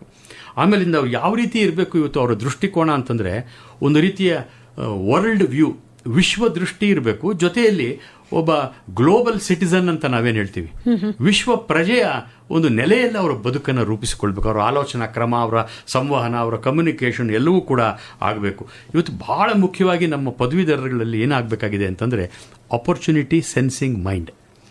ಎಲ್ಲಿ ಅವಕಾಶಗಳಿವೆ, ಇಷ್ಟು ವಿಪುಲವಾದ ಅವಕಾಶ. ಇವತ್ತು the world is the work place, the whole, ಇಡೀ ಪ್ರಪಂಚವೇ ಒಂದು ಕಾರ್ಯಾಗಾರ ಆಗಿಬಿಟ್ಟಿದೆ. ಇವತ್ತು ಇಲ್ಲಿ ಓದಿದ ಮಕ್ಕಳು 2 ವರ್ಷಕ್ಕೆ ಇಂಗ್ಲೆಂಡಲ್ಲಿ ಇರ್ತಾರೆ, ಇನ್ನೆಲ್ಲೋ ಆಸ್ಟ್ರೇಲಿಯಾಗೆ ಹೊರಟೋಗ್ತಾರೆ. ಅಂದರೆ ಇಷ್ಟೊಂದು ವಿಪುಲವಾದ ಅವಕಾಶ ಇಡೀ ವಿಶ್ವದಲ್ಲಿ ಸಿಗಬೇಕಾದ್ರೆ ಅದಕ್ಕೆ ಭಾಳ ದೊಡ್ಡ ಶಕ್ತಿ ಏನಪ್ಪ ಅಂತಂದರೆ ಎಜುಕೇಷನ್. ಅದಕ್ಕೆ ಎಜುಕೇಷನ್, ಒಳ್ಳೆ ಎಜುಕೇಷನ್ನಿಂದ ಆಪರ್ಚುನಿಟಿ ಸೆನ್ಸಿಂಗ್ ಮೈಂಡ್ ಬರುತ್ತೆ. ಅವರು ಎಲ್ಲಿ ಅವಕಾಶಗಳನ್ನು ಸಿಗುತ್ತೆ ಅಂತೇಳಿ ಅವರೇ ಅದನ್ನು ಕಂಡುಹಿಡ್ಕೊಳ್ಳುವಂತಹ ಒಂದು ಒಂದು ಮಾರ್ಗ ಅವ್ರಿಗೆ ಸಿಗುತ್ತೆ. ಎರಡನೇದು ಮೇಡಮ್ ಭಾಳ ಮುಖ್ಯವಾಗಿ ಏನು ಅಂತಂದರೆ, ಎಲ್ಲರೂ ಕೂಡ ಕೆಲಸದ ಹಿಂದೆ ಓಡುವಂಥದ್ದಲ್ಲ, ನಾವು ಕೆಲಸ ಕೊಡುವಂತಹ ಉದ್ಯಮಿಗಳಾಗಬೇಕು ಅನ್ನುವ ಒಂದು ಕಲ್ಪನೆ ನಮಗೆ ಬೇಕು. ಜಾಬ್ ಸೀಕರ್ಸ್ ಅಲ್ಲ, ಜಾಬ್ ಪ್ರೊವೈಡರ್ಸ್ ಆಗುವ ರೀತಿಯಲ್ಲಿ ಅದು ಒಂದು ಕಲ್ಪನೆ, ಅದು ಬಹಳ ಮುಖ್ಯ. ಅವರ ಮೂಲಕನೇ ನಾವು we can create wealth for the nation. ನಾವು ಹೇಳ್ತೀವಲ್ಲ, ರಾಷ್ಟ್ರಕ್ಕೆ ಬೇಕಾದ, ಈಗ ನಮ್ಗೆ NR ನಾರಾಯಣಮೂರ್ತಿ ಅವರು ದೊಡ್ಡ ಒಂದು ಎಕ್ಸಾಂಪಲ್. ಅದು ಹೇಗೆ ಸಾಧ್ಯ ಆಯಿತು ಅಂತಂದರೆ, ಅವರೇ ಹೇಳ್ತಾರಲ್ಲ, I created wealth for the nation. ಆ ರೀತಿಯ ಒಂದು ಉದ್ಯಮಶೀಲತೆ ಕೂಡ ನಮ್ಮ ಶಿಕ್ಷಣ ಕೊಡಬೇಕು. ಎಲ್ಲರೂ ಎಷ್ಟು ಜನರಿಗೆ ಅಂತ ಸರ್ಕಾರ ಆಗಲಿ, ಈಗ ಖಾಸಗಿ ವಲಯ ಆಗಲಿ ಕೆಲಸ ಕೊಡ್ಲಿಕ್ಕೆ ಸಾಧ್ಯ. ಅದರಿಂದ ಕೆಲಸ ಒದಗಿಸುವಂತಹ ಒಂದು ಉದ್ಯಮಿಗಳಾಗಬೇಕು. ಆ ನಿಟ್ಟಿನ ಒಂದು ಮೈಂಡ್ ಸೆಟ್ಟನ್ನು ನಮ್ಮ ಗ್ರ್ಯಾಜುಯೇಟ್ಸು ಬೆಳೆಸ್ಕೋಬೇಕು. ಆಗಲೇ ನಮ್ಮ ಶಿಕ್ಷಣದ ಎಲ್ಲ ಶ್ರಮ ಸಾರ್ಥಕ ಅಂತ ಹೇಳಿ ನಾನು ಅಂದ್ಕೊಂಡಿದ್ದೇನೆ. ಪದವಿ ಪಡೆದವರು ಆಚೆ ಹೋಗ್ಬೇಕಾದ್ರೆ ಈ ಒಂದು ಮಾತನ್ನ ಅವರು ನೆನಪಲ್ಲಿ ಇಟ್ಕೊಂಡಿರ್ಬೇಕು. ಬರೀ ನಾನು ಜಾಬ್ ತಗೊಳೋದಲ್ಲ, ಜಾಬ್ 4 ಜನಕ್ಕೆ ಉದ್ಯೋಗ ಕೊಡಬೇಕು, ನಾನು ಅನ್ನದಾತ ಆಗಬೇಕು, 4 ಜನರ ಬದುಕು ಕಟ್ಟಿ ಕೊಡಬೇಕು ಅನ್ನೋ ಒಂದು ಧ್ಯೇಯ, ಗುರಿ, ಉದ್ದೇಶ ಅವ್ರಿಗೆ ಇರಬೇಕು ಅಂತ ಹೇಳ್ತಾ ಇದ್ದಾರೆ. ಖಂಡಿತ ಮೇಡಮ್, ಖಂಡಿತ. ಸರಿ, ಮತ್ತೊಂದು ಮೆಸೇಜ್ ಬಂದಿದೆ, ಸಂದೇಶ ಕಳಿಸಿದ್ದಾರೆ. ಬಳ್ಳಾರಿ ಜಿಲ್ಲೆ ಕಂಪ್ಲಿ ತಾಲೂಕು ರಾಮಸಾಗರದಿಂದ BM ವಿಶ್ವನಾಥ್ ಅವರು ಮೆಸೇಜ್ ಮಾಡ್ತಾ ಇದ್ದಾರೆ. ಶುಭ ಸಂಜೆ ಕೃಷ್ಣ ಸರ್ ಅವರಿಗೆ. ಶಿಕ್ಷಣ ಇವಾಗ ಕೇಂದ್ರೀಕರಣವಾಗಿದೆ, ವ್ಯಾಪಾರೀಕರಣವಾಗಿದೆ. ಇದನ್ನ ತಡೆಗಟ್ಟೋದು ಹೇಗೆ? ಬಡ ಜನರು ಮತ್ತೆ ಬಡ ವಿದ್ಯಾರ್ಥಿಗಳು ಒಳ್ಳೆ ಮಾರ್ಕ್ಸ್ ತೆಗಿತಾರೆ ಅವ್ರಿಗೆ ಹಾಸ್ಟೆಲ್ ಫೀಸ್ ಕಟ್ಟೋದಾಗಿರ್ಲಿ ಅಥವಾ ಶಾಲಾ ಕಾಲೇಜುಗಳ ಫೀಸ್ ಕಟ್ಟೋಕ್ಕೆ ಹಣದ ಕೊರತೆ ಇದೆ. ಆ ಟೈಮಲ್ಲಿ ಏನು ಮಾಡ್ತಾರೆ, ಶಿಕ್ಷಣನ ಅರ್ಧಕ್ಕೆ ನಿಲ್ಲಿಸ್ಬಿಡ್ತಾರೆ. ಅವ್ರನ್ನ ಯಾವ ರೀತಿ ಮತ್ತೆ ಅವ್ರನ್ನ ಶಿಕ್ಷಣದತ್ತ ಮುಖ ಮಾಡೋಕೆ ಏನಾದರೂ ಸಲಹೆ ಕೊಡಿ ಅಂತ ಕೇಳ್ತಾ ಇದ್ದಾರೆ ಸರ್. ಮೇಡಮ್, ಈಗ ಏನಾಗಿದೆ, ನಮ್ಮ ಎಲ್ಲ ರಾಷ್ಟ್ರೀಕೃತ ಬ್ಯಾಂಕುಗಳು ಕೂಡ ಈಗ ವಿದ್ಯಾರ್ಥಿಗಳಿಗೆ ಈ ಶೈಕ್ಷಣಿಕವಾದಂತಹ ಸಾಲವನ್ನು ಕೊಡುವಂಥ ವ್ಯವಸ್ಥೆ ಮಾಡಿದೆ. ಹಾಗಾಗಿ ಯಾರೂ ಕೂಡ ಹಣದ ಕೊರತೆಯಿಂದ ಹಿಂದುಳಿಬೇಕಾದ ಅವಶ್ಯಕತೆಯೇ ಇಲ್ಲ. ಅದರಲ್ಲೂ ಕೂಡ ಮೆರಿಟ್ ಇರುವಂಥ ಮಕ್ಕಳು ಅವರು ಆಯ್ಕೆ ಮಾಡಿಕೊಳ್ಳುವಂಥ ಯಾವುದೇ ಸಂಸ್ಥೆಗೆ ಸೇರಿದಾಗ ಅವರು ಎಜುಕೇಷನ್ ಲೋನಿಗೆ ಇವತ್ತು ಎಲ್ಲ ರಾಷ್ಟ್ರೀಕೃತ ಬ್ಯಾಂಕುಗಳು ಕೂಡ ಮುಂದೆ ಬರ್ತವೆ, ಅವರು ಸಹಾಯ ಮಾಡ್ತದೆ. ಯಾಕೆಂತಂದರೆ ಅತ್ಯಂತ ಕಡಿಮೆ ದರದಲ್ಲಿ ಆ ಬಡ್ಡಿಯನ್ನು ಕೊಡ್ತಾರೆ. ನಂತರ ಅವರು ಉದ್ಯೋಗಕ್ಕೆ ಸೇರಿ ಸಂಪಾದನೆ ಮಾಡಿದ ನಂತರ ಆ ಹಣದಿಂದ ಅವರು ಅದನ್ನು ಆ ಸಾಲವನ್ನು ತೀರಿಸಬಹುದಾಗಿದೆ. ಯಾಕೆ ಈ ಮಾತನ್ನು ಹೇಳ್ತೇನೆ ಅಂತಂದರೆ, ಶಿಕ್ಷಣ ಅನ್ನುವಂಥದ್ದು ಎಷ್ಟು ಅನೇಕ ತಂದೆ ತಾಯಿಗಳಿಗೆ ಅದು ಅಫೋರ್ಡಬಿಲಿಟಿ ಇರೋದಿಲ್ಲ. ಅವರು ದುಡ್ಡು ಕೊಟ್ಟು ಫೀಸ್ ಕೊಟ್ಟು ಅವರನ್ನು ಓದಿಸುವ ಸಾಮರ್ಥ್ಯ, ಶಕ್ತಿ ಇರೋದಿಲ್ಲ. ಹಾಗಾಗಿ ಇಂಥ ಅವಕಾಶಗಳನ್ನು ಕೂಡ ಸರ್ಕಾರ ಬಳಸ್ಕೊಳ್ಬೋದು, ಆಮೇಲೆ ಜನ ಬಳಸ್ಕೊಳ್ಬೋದು. ಆಮೇಲೆ ಸರ್ಕಾರ ಕೂಡ ಮೇಡಮ್ ಪರಿಶಿಷ್ಟ ಜಾತಿ, ಪರಿಶಿಷ್ಟ ವರ್ಗ, ಹಿಂದುಳಿದ ವರ್ಗ ಇವರಿಗೆಲ್ಲರಿಗೂ ಕೂಡ ಒಂದು ಈ ಸ್ಕಾಲರ್ಶಿಪ್ಪು ಮತ್ತು ಲೋನ್ ಫೆಸಿಲಿಟೀಸನ್ನು ಮಾಡಿದೆ. ಅದೆಲ್ಲವನ್ನೂ ಕೂಡ ಮಾಹಿತಿಗಳನ್ನು ಪಡ್ಕೊಂಡು ವಿದ್ಯಾರ್ಥಿಗಳಿಗೆ ನಾವು ಸಪೋರ್ಟ್ ಮಾಡಿದರೆ ಖಂಡಿತವಾಗಿ ಎಲ್ಲರೂ ಕೂಡ ಇವತ್ತು ಶಿಕ್ಷಣ ಎಟುಕುತ್ತೆ ಅನ್ನುವಂಥದ್ದು ನನ್ನ ಅಭಿಪ್ರಾಯ. ವಿದ್ಯಾರ್ಥಿಗಳು ಕೂಡ ಯಾವ್ಯಾವ ಸೌಲಭ್ಯಗಳಿದೆ ಅದನ್ನ ತಿಳ್ಕೊಂಡು ಅದನ್ನ ಉಪಯೋಗಿಸ್ಕೋಬೇಕು. ಖಂಡಿತ. ಸರ್, ಹೇಳಿ, ಈ ಕಾಲೇಜುಗಳಲ್ಲಿ ಶಿಕ್ಷಣ ವ್ಯವಸ್ಥೆಯಲ್ಲಿ ಟೆಕ್ನಾಲಜಿನ ಯಾವ ರೀತಿಯಾಗಿ ಬಳಸ್ಕೊಳ್ಬೇಕು? ಜೊತೆಗೆ ಇವತ್ತು ಪ್ರತಿದಿನ ಒಂದಲ್ಲ ಒಂದು ರೀತಿ ಹೊಸ ಟೆಕ್ನಾಲಜಿ ಬರ್ತಾ ಇದೆ, ಅದನ್ನ ಯಾವ ರೀತಿಯಾಗಿ ಅಳವಡಿಸ್ಕೊಳ್ಬೇಕು, ಅಡಾಪ್ಟ್ ಮಾಡ್ಕೊಳ್ಬೇಕು? ಹೌದು. ಈಗ ಏನಾಗಿದೆ ಮೇಡಮ್, ಟೆಕ್ನಾಲಜಿ ಅನ್ನುವಂಥದ್ದನ್ನು ನನ್ ಕ್ಯಾನ್ ಫೈಟ್. ಅದು ಎಷ್ಟು ನಮ್ಮನ್ನು ಆವರಿಸ್ತಾ ಇದೆ, ನಮ್ಮ ಎಲ್ಲ ಬದುಕಿನ ಎಲ್ಲ ರಂಗಗಳಲ್ಲೂ ಕೂಡ ಅದನ್ನು ನಮ್ಮನ್ನು ತಬ್ಬಿಕೊಳ್ತಾ ಇದೆ. ಈಗ ಇದರ ಬಗ್ಗೆ ಒಂದು ಎಚ್ಚರಿಕೆ ಕೂಡ ನಮಗಿರಬೇಕು, ಜೊತೆಯಲ್ಲಿ ಅದರ ಪ್ರಯೋಜನ ಕೂಡ ನಾವು ಪಡ್ಕೊಳ್ಬೇಕು. ಇವತ್ತು ಮಕ್ಕಳಿಗೆ ನಾವು ಚಿಕ್ಕ ವಯಸ್ಸಿನಲ್ಲೇ ಈ ತಾಂತ್ರಿಕ ವಿಚಾರಗಳನ್ನು ಒಂದು ಸ್ವಲ್ಪ ಅವ್ರಿಗೆ ಎಕ್ಸ್ಪೋಜರ್ ಕೊಡಬೇಕು, ಟೆಕ್ನಾಲಜಿಕಲ್ ಎಕ್ಸ್ಪೋಜರು. ಜೊತೆಯಲ್ಲಿ ಈ ಗ್ಯಾಡ್ಜೆಟ್ರಿ ವರ್ಲ್ಡಲ್ಲಿ ನಾವಿದ್ದೀವಿ. ಎಲ್ಲವೂ ಕೂಡ ನೀವು ಮೊಬೈಲೇ ಸಾಕು ನಿಮಗೆ, ಒಂದು ಇಡೀ ವಿಶ್ವ ಇದೆ ಅನ್ನೋ ಥರದಲ್ಲಿ ಇರುವಂಥ ಈ ಸಂದರ್ಭದಲ್ಲಿ ಮಕ್ಕಳ ಮನಸ್ಸಿನ ಮೇಲೆ ಎಂಥ ಪರಿಣಾಮ ಬೀರ್ತದೆ ಅನ್ನುವಂಥದ್ದನ್ನು ನಾವು ನೋಡಬೇಕು. ಹಾಗಾಗಿ ಮಕ್ಕಳಿಗೆ ಅದರ ಉಪಯೋಗದ ಬಗ್ಗೆ ನಾವು ಒಂದು ರೀತಿಯಾದಂಥ ಒಂದು ನಿಯಂತ್ರಣವನ್ನು ಅವರೇ ಸ್ವತಃ ಬೆಳೆಸ್ಕೊಳ್ಳೋ ರೀತಿಯಲ್ಲಿ ನಾವು ಮಕ್ಕಳಿಗೆ ನಾವು ಜ್ಞಾನ ಹೇಳಬೇಕಾಗ್ತದೆ, ತಿಳಿ ಹೇಳಬೇಕಾಗ್ತದೆ. ಎರಡನೇದು ಮೇಡಮ್, ಇವತ್ತು ಟೆಕ್ನಾಲಜಿ ನೀವು ಶಿಕ್ಷಣದಲ್ಲಿ ಅಳವಡಿಸಿದರೂ ಕೂಡ ಕಲಿಯುವ ವೇಗವನ್ನು ಹೆಚ್ಚಿಸಿದೆ ವಿನಾಯಿಸಿ it is not replaced a teacher. ಅದು ಯಾವ ತಾಂತ್ರಿಕ ವ್ಯವಸ್ಥೆನೂ ಒಬ್ಬ ಶಿಕ್ಷಕನನ್ನು ಮಾಡೋಕ್ಕಾಗಲ್ಲ. ಶಿಕ್ಷಕ ಈಸ್ ಇನ್ನೆವಿಟಬಲ್, ಅದು ಇರಲೇಬೇಕು. ಆಮೇಲೆ ಒಂದು ಫೇಸ್ ಟು ಫೇಸ್ ಲರ್ನಿಂಗ್ ಇದೆಯಲ್ಲ, ಅದರಲ್ಲಿರುವಷ್ಟು ಪರಿಣಾಮ, ಅದರಲ್ಲಿರುವಷ್ಟು ಒಂದು ರಿಯಲ್ ವ್ಯಾಲ್ಯೂ ನಿಮಗೆ ಎಷ್ಟೇ ಟೆಕ್ನಾಲಜಿ ಅಳವಡಿಸಿದ್ರು ಕೊಡೋದು. ಅದಾದರೆ ಅದು it is only on alternative thing. ಈಗ ನಾವೆಲ್ಲ ಕೊರೋನಾ ಸಮಯದಲ್ಲಿ ನೋಡಿದ್ವಿ, ಅನೇಕ ರೀತಿಯಲ್ಲಿ ಆನ್ಲೈನ್ ಪಾಠಗಳು ಅದೆಲ್ಲ ನಡೀತು. ಆದರೆ face to face offline classes ನಡೆಯುವಷ್ಟು ಪರಿಣಾಮಕಾರಿಯಾಗಿ ಅವು ಆಗಲಿಲ್ಲ. ಏನೋ ಒಂದು ಆಲ್ಟರ್ನೇಟ್ ಅರೇಂಜ್ಮೆಂಟಾಗಿ ಬಂತು. ಹಾಗಾಗಿ ಟೆಕ್ನಾಲಜಿ ಶುಡ್ ಬಿ ಯೂಸ್ಡ್ ಅಷ್ಟೇ, should be used only to the extent that speeding ಅಂಡರ್ಸ್ಟ್ಯಾಂಡಿಂಗಿಗೆ ಮಕ್ಕಳಿಗೆ. ಈಗ ವಿಡಿಯೋಗಳ ಮೂಲಕ ಹೇಳಿದ್ರೆ ಕೆಲವು ಕಾನ್ಸೆಪ್ಟ್ಸ್ ಅರ್ಥ ಆಗುತ್ತೆ, ಕೆಲವು ಯಾವುದೋ ಒಂದು ಪ್ರೆಸೆಂಟೇಷನ್ಸ್ ಫೋಟೋಗ್ರಾಫ್ಸ್ ಹಾಕಿ ಮಕ್ಕಳಿಗೆ ನಾವು ಸ್ಕ್ರೀನ್ ಮೇಲೆ ತೋರಿಸಿದ್ರೆ ಅರ್ಥ ಆಗುತ್ತೆ. ಹಾಗೆ ಕೆಲವು ಸೂಕ್ಷ್ಮಗಳನ್ನು ಅದ್ರಲ್ಲಿ ಹಾಕಿ ತೋರಿಸಿ ಹೇಳ್ಬೋದು. ಬಾಯಲ್ಲಿ ಹೇಳೋದಕ್ಕಿಂತಲೂ ಆ ದೃಶ್ಯ ಮಾಧ್ಯಮದಿಂದ ಕೆಲವು ಕಲಿಸುವಂಥ ಅವಕಾಶಗಳಿವೆ, ಅದು ಬೇಗ ಮಕ್ಕಳಿಗೆ ಹೋಗುತ್ತೆ. ಅದಕ್ಕೆ ಕಾನ್ಸೆಪ್ಚುವಲ್ ಅಂಡರ್ಸ್ಟ್ಯಾಂಡಿಂಗಿಗೆ ಬೇಕಾಗಿರುವಂಥ ತಾಂತ್ರಿಕತೆಯನ್ನು ಇವತ್ತು ನಾವು ಅಳವಡಿಸಬಹುದಾಗಿದೆ. ಈ ಸ್ಮಾರ್ಟ್ ಕ್ಲಾಸ್ ರೂಮ್ಸ್ ಇವೆಲ್ಲ ಶಾಲಾ ಹಂತದಲ್ಲೇ ಇವತ್ತೆಲ್ಲವೂ ಕೂಡ ಆರಂಭ ಆಗಿದೆ. ಹಾಗಾಗಿ ಟೆಕ್ನಾಲಜಿ ಬೇಕು. ಯಾಕೆ ಅಂತಂದರೆ ಮುಂದಿನ ಮಕ್ಕಳು ಇವತ್ತು ಟೆಕ್ನಾಲಜಿ ವರ್ಲ್ಡಲ್ಲಿ ಇದ್ದಾರೆ ಮೇಡಮ್. ಎಲ್ಲ ಡಿಜಿಟೈಸ್ ಆಗಿಬಿಟ್ಟಿದೆ. ಇವತ್ತು ಒಂದು ತರಕಾರಿ ತೊಗೊಳಕ್ಕೆ ಹೋಗಿ ನೀವು ಫೋನ್ಪೇ ಮಾಡ್ತಾರೆ. ಎಲ್ಲಿ ಹೋಗಿ ನೀವು ಇಟ್ ಈಸ್ ಬಿಕಮಿಂಗ್ ಸೋ ಇದು. ಒಂದು ಹೋಟೆಲ್ ಬುಕ್ಕಿಂಗ್ ಇರ್ಬೋದು, ಇವತ್ತು ಡಿಜಿಟೈಸ್ ಆಗಿದೆ. ಅದರಿಂದ ಎಲ್ಲವೂ ಆಗಿರೋದ್ರಿಂದ ನಾವು ಎಜುಕೇಷನಲ್ಲೇ ಇದನ್ನು ಒಂದು ಭಾಗ ಮಾಡೋದು ಒಳ್ಳೆಯದು. ಜೊತೆಯಲ್ಲಿ ಅಡಿಕ್ಷನ್ ಇದೆಯಲ್ಲ, ಡಿಜಿಟಲ್ ಅಡಿಕ್ಷನ್, ಅದಕ್ಕೆ ಬಗ್ಗೆ ನಾವು ಎಚ್ಚರಿಕೆ ಇರಬೇಕು. ಮಕ್ಕಳು ಶಾಲೆಯಿಂದ ಮನೆಗೆ ಬರ್ತಿದ್ದಾಗೆ ಮೊಬೈಲ್ನಲ್ಲೇ ಮುಳುಗ್ಬಿಡೋದು, ಓದೋ ಸಮಯವನ್ನು ಓದೋದು ಮರ್ತು ಬಿಟ್ಟು ಅದರಲ್ಲೇ ಇರೋದು, ಅದಾಗಬಾರ್ದು. ಒಂದು ರೀತಿ ಒಂದು ಡಿಜಿಟಲ್ 0 ಅವರ್ ಅಂತ ಮನೆಗಳಲ್ಲಿ ಮಾಡಬೇಕು. ನಾನು ತಂದೆ ತಾಯಿಗಳಲ್ಲಿ ನಾನು ಕೇಳ್ಕೊಳ್ಳೋದಷ್ಟೇ, ಒಂದು 3-4 ಅವರ್ಸ್ ನೀವು ಮುಟ್ಟಬೇಡಿ, ಮಕ್ಕಳಿಗೂ ಮುಟ್ಟದಂತೆ ನೋಡ್ಕೊಳ್ಳಿ. ಆಗ ಅವರು ಓದೋದು ಕಲಿಯೋದು ಎಲ್ಲಕ್ಕೂ ಕೂಡ ಒಂದು ಸ್ಪೇಸ್ ಸಿಗುತ್ತೆ ಅವರಿಗೆ. ಇದಕ್ಕೆ ಊಟ ಮಾಡಿಸೋಕ್ಕೂ ಕೂಡ ಮಕ್ಕಳಿಗೆ ಮೊಬೈಲ್ ಫೋನನ್ನು ಕೊಟ್ಟು ತೋರಿಸಿ ಮಾಡುವಂಥ ಕೆಲಸ ಆಗ್ತಾ ಇದೆಯಲ್ಲ, ಇದು ಮಕ್ಕಳ ಮೇಲೆ ಬಹಳ ಕೆಟ್ಟ ಪರಿಣಾಮ ಬೀರುತ್ತೆ. ಅವರು ಮಾನಸಿಕ ಆರೋಗ್ಯಕ್ಕೂ ಕೂಡ ತೊಂದರೆ ಆಗುತ್ತೆ ಅಂತೇಳಿ ನಾನಾದ್ರೂ ಕೂಡ ಅಂದ್ಕೊಂಡಿದ್ದೆ. ಹಾಗಾಗಿ technology is something good, but ಅದರ ಇನ್ನೊಂದು ಎಡ್ಜ್ ಇದೆಯಲ್ಲ ಮೇಡಮ್, ಅದ್ರ ಬಗ್ಗೆ ಕೂಡ ನಾವು ಅಂದ್ರೆ ಒಂದು ಹಂತದವರೆಗೆ ಟೆಕ್ನಾಲಜಿ ಬೇಕು ಅಂತ ಹೇಳ್ತಾ ಇದ್ದಾರೆ ಸರ್. ಅದನ್ನ ಬಿಟ್ಟು ಶಿಕ್ಷಕರ ಪಾತ್ರ ಏನಿದೆ ಸರ್? ಮೇಡಮ್, ಶಿಕ್ಷಕರು ಅಂತಂದ್ರೆ ನಾನಾದ್ರೂ ಅಂದ್ಕೊಳ್ಳೋದೇನು ಅಂತಂದ್ರೆ, ಸ್ವಾಮಿ ರಂಗನಾಥಾನಂದರು ಅಂತ ರಾಮಕೃಷ್ಣ ಮಠದ ಬಹಳ ದೊಡ್ಡ ಯತಿಗಳಿದ್ರು ಒಬ್ಬರು. ಅವರು ಅಲ್ಲಿ ರಾಮಕೃಷ್ಣ ಮಿಷನ್ ಅಧ್ಯಕ್ಷರು, ಬಹಳ ಹಿರಿಯ ಸಂತರು. ಅವರೊಂದು ವಾಕ್ಯ ಹೇಳಿದ್ದು ನಂಗೆ ನೆನಪು ಬರುತ್ತೆ. The private life of A teacher is of public importance. ನೋಡಿ, ಇದು ಯಾವ ವೃತ್ತಿಯವರೆಗೂ ಹೇಳಲ್ಲ ಈ ಮಾತನ್ನು. ಇದನ್ನು ಹೇಳೋದು ಶಿಕ್ಷಕರಿಗೆ. ಅವರಿಗೆ ಅವರ ಖಾಸಗಿ ಬದುಕು ಕೂಡ ಸಾರ್ವಜನಿಕ ಬದುಕಿನಷ್ಟೇ ಮುಖ್ಯ ಆಗುತ್ತೆ. The private life of A teacher is of public importance. ಯಾಕೆಂದರೆ ಜನ ಒಬ್ಬ ಶಿಕ್ಷಕರು ಅಂತಂದಾಗ ಅವ್ರು ಎಲ್ಲ ನಡೆ ನುಡಿ ಎಲ್ಲರನ್ನೂ ಕೂಡ ಗಮನಿಸ್ತಾರೆ. ಬರೀ ಅವರು ವಿದ್ಯಾರ್ಥಿಗಳು ಮಕ್ಕಳು ಫಾಲೋ ಮಾಡ್ತಾರೆ. ಬರೀ ಮಕ್ಕಳಷ್ಟೇ ಅವ್ರ ಸಂಬಂಧ ಅಲ್ಲ, ಸಮಾಜ ಕೂಡ ಅವ್ರನ್ನ ನೋಡ್ತಾ ಇರುತ್ತೆ. ಅವ್ರು ಹೇಗೆ ಅವ್ರ ನಡವಳಿಕೆ ಹೇಗಿರುತ್ತೆ ಸಮಾಜದಲ್ಲಿ ಅನ್ನುವಂಥದ್ದು ಕೂಡ ಬಹಳ ಮುಖ್ಯ ಆಗುತ್ತೆ. ಹಾಗಾಗಿ ಶಿಕ್ಷಕರು by example they can be great source of inspiration to our young people. ಅದರಿಂದ ಐಡಿಯಲ್ ಟೀಚರ್ಸ್ ನಮಗೆ ಬೇಕು. ಯಾರಪ್ಪ ಐಡಿಯಲ್ ಟೀಚರ್ಸ್ ಅಂದರೆ, ಯಾರು ಜ್ಞಾನವನ್ನು ಪ್ರೀತಿಸ್ತಾರೆ, ಯಾರು ತಮ್ಮ ಉದ್ಯೋಗವನ್ನು ಪ್ರೀತಿಸ್ತಾರೆ, ಯಾರು ಮಕ್ಕಳನ್ನು ಪ್ರೀತಿಸ್ತಾರೆ. ಈ ಮೂರು ಇರೋರಷ್ಟೇ they can become ideal teachers. ನನಗೇನೋ ಯಾವುದೋ ಒಂದು ದೊಡ್ಡ ಉದ್ಯೋಗ ಸಿಗಲಿಲ್ಲ, ಅನಿವಾರ್ಯವಾಗಿ ನಾನು ಇಲ್ಲಿ ಬಂದೆ ಅನ್ನುವಂಥ ಒಂದು ನಿರಾಶಾಭಾವದಿಂದ ಬಂದವರು ಇಲ್ಲಿ ದೇ ಕಾಂಟ್ ಕಾಂಟ್ರಿಬ್ಯೂಟ್.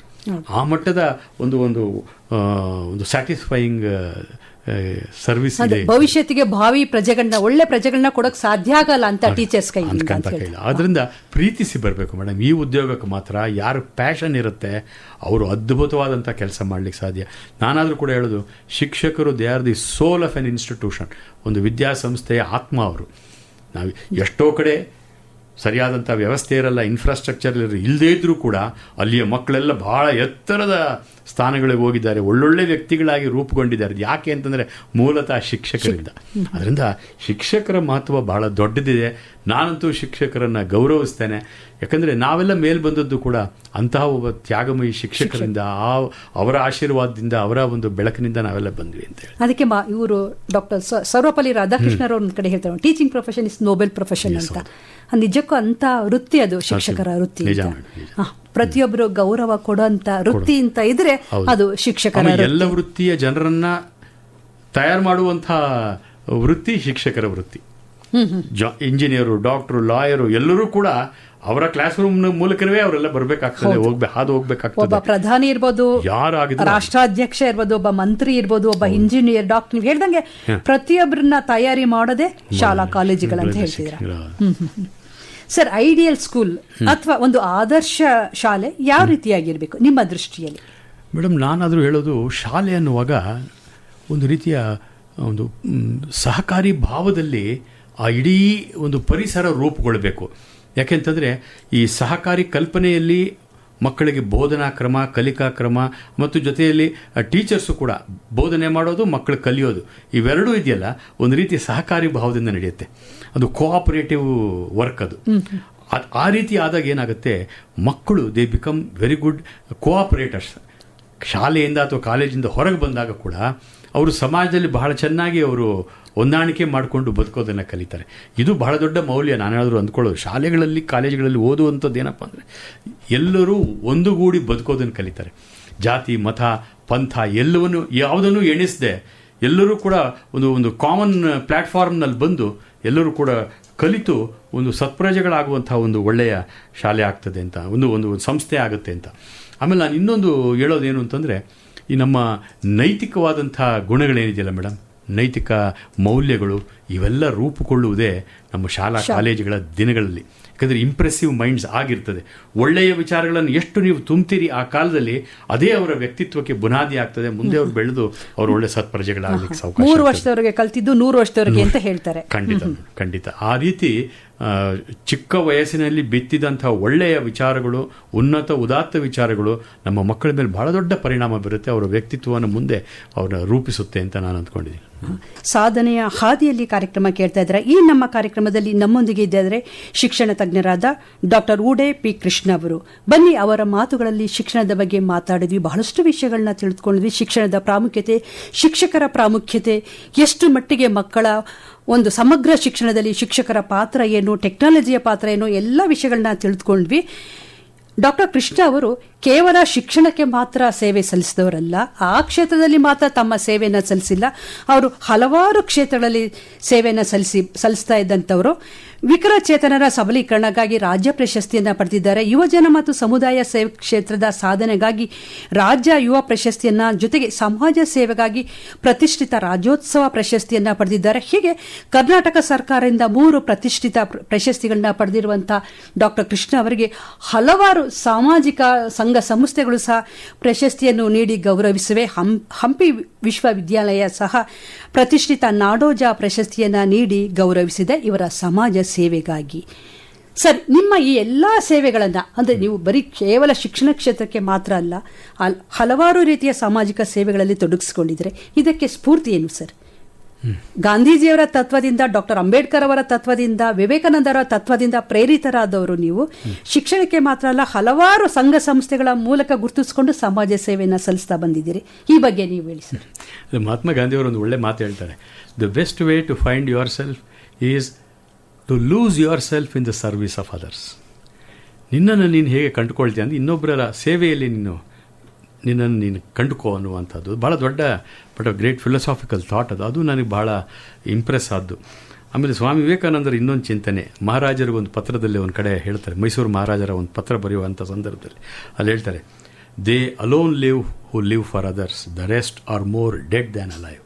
ಎಂಥ ದೊಡ್ಡ ಚಿಂತನೆ ಅದು. ಹಾಗಾಗಿ ಇನ್ನೊಬ್ಬರಿಗಾಗಿ ಬದುಕಿದವರನ್ನು ಮಾತ್ರ ಇವತ್ತು ಜನ ಗುರುತಿಸ್ತಾರೆ, ಇವತ್ತು ಜನ ಅಂಥವ್ರನ್ನ ಪ್ರೀತಿಸ್ತಾರೆ, ಅವರು ನಮ್ಮವರು ಅಂತ ಎಲ್ಲರೂ ಹೇಳ್ತಾರೆ. ಹಾಗಾಗಿ ನಾನೆಲ್ಲೋ ಒಂದು ಕಡೆ ಈ ಅನ್ಸೆಲ್ಫಿಶ್ ವರ್ಕ್ ಅಂತಿದೆಯಲ್ಲ ಮೇಡಮ್, ಇದು ನಾನು ವಿವೇಕಾನಂದರ ಚಿಂತನೆಯಿಂದ ಪ್ರೇರಿತನಾದವನು. ನಾವು ಬದುಕೋಣ, ನಾವು ಬದುಕಬೇಕು ಇಲ್ಲ ಅಂತಲ್ಲ, ಬಟ್ ಅದನ್ನೇ ನಾವು ಕೇಂದ್ರ ಮಾಡ್ಕೊಂಡ್ಬಿಟ್ಟು ನಮ್ಮ ಇಡೀ ಬದುಕನ್ನು ಹಾಳು ಮಾಡ್ಕೊಳ್ಳೋದು ಬೇಡ. ಸ್ವಲ್ಪ ಮಟ್ಟಿಗೆ ನಾವು ಸಮಾಜಮುಖಿ ಆಗಬೇಕು ಅನ್ನುವ ಚಿಂತನೆಯಿಂದ ನಾನು ಮಾಡ್ತಾ ಬಂದೆ. ತಾವಿಷ್ಟೊಂದೆಲ್ಲ ಪ್ರಶಸ್ತಿಗಳದೆಲ್ಲ ಸರ್ಮಾಲೆಯೇ ಓದ್ಬಿಟ್ರಿ. ನಾನಾದರೂ ಕೂಡ ಹೇಳೋದಿಷ್ಟೇ, ವಿವೇಕಾನಂದರು ಅದರಲ್ಲಿ ಇನ್ನೊಂದು ಒಳ್ಳೆ ಮಾತು ಹೇಳ್ತಾರೆ, ನೀದರ್ ಸೀಕ್ ನಾರ್ ಅವಾಯ್ಡ್, ಟೇಕ್ ವಾಟ್ ಕಮ್ಸ್ ಅನ್ನುವ ಮಾತು ವಿವೇಕಾನಂದ. ನಾವು ಯಾವುದನ್ನು ಹುಡುಕೊಂಡು ಹೋಗಬಾರ್ದು, ಆಮೇಲೆ ಬಂದಿದ್ದನ್ನು ಯಾವುದನ್ನು ತಿರಸ್ಕಾರ ಮಾಡಬಾರ್ದು. ಇದು ಬದುಕಿನ ಹಾದಿಯಲ್ಲಿ, ಇದು ಸೇವಾ ಕಾರ್ಯದಲ್ಲಿ ನಡೆಯುವಂಥದ್ದು. ಹಾಗಾಗಿ ನಾವು ಯಾವುದನ್ನು ಇಂಥದ್ದು ಬೇಕು ಅಂತ ನಾವು ಯಾರನ್ನು ಕೂಡ ಹೋಗಬಾರ್ದು. ನಮ್ಮ ಮಾಡುವ ಕೆಲಸವನ್ನು ಶ್ರದ್ಧಾ ಭಕ್ತಿಯಿಂದ ನಿಷ್ಠೆಯಿಂದ ನಾವು ಸೇವೆ ಮಾಡಿತಾದರೆ ಇವೆಲ್ಲವೂ ಕೂಡ ತಂತಾನಾಗಿ ಬರುತ್ತೆ ಅಂತೇಳಿ ನಾನು ಅದು ಕೂಡ ಅಂದ್ಕೊಂಡಂಥವನು. ಆ ನಿಟ್ಟಿನಲ್ಲಿ ನಾನು ನಿರಂತರವಾಗಿ ಈ ರಾಜಕೀಯೇತರ, ಸರ್ಕಾರೇತರ, ಸ್ವಯಂ ಸೇವಕನ ಕೆಲಸ ಮಾಡ್ತಾ ಬಂದಿದ್ದೀನಿ ಕಳೆದ 3.5 ದಶಕಗಳಿಂದ. ನನಗೆ ಸಂತೃಪ್ತಿ ತಂದಿದೆ, ಆನಂದ ತಂದಿದೆ. ಅದರಲ್ಲೂ ವಿಶೇಷವಾಗಿ ಶಿಕ್ಷಣ ಕ್ಷೇತ್ರದಲ್ಲಿ ಇವತ್ತು ನೂರಾರು ಸಾವಿರಾರು ಮಕ್ಕಳು ನಮ್ಮ ಶಿಕ್ಷಣ ಸಂಸ್ಥೆಯ ಮೂಲಕ ಹೋಗಿ ಅವರೆಲ್ಲರೂ ಕೂಡ ಒಳ್ಳೆಯ ಸಮಾಜದಲ್ಲಿ ಒಳ್ಳೆಯ ಆದರ್ಶ ವ್ಯಕ್ತಿಗಳಾಗಿ ಬೆಳೆದಿದ್ದಾರೆ.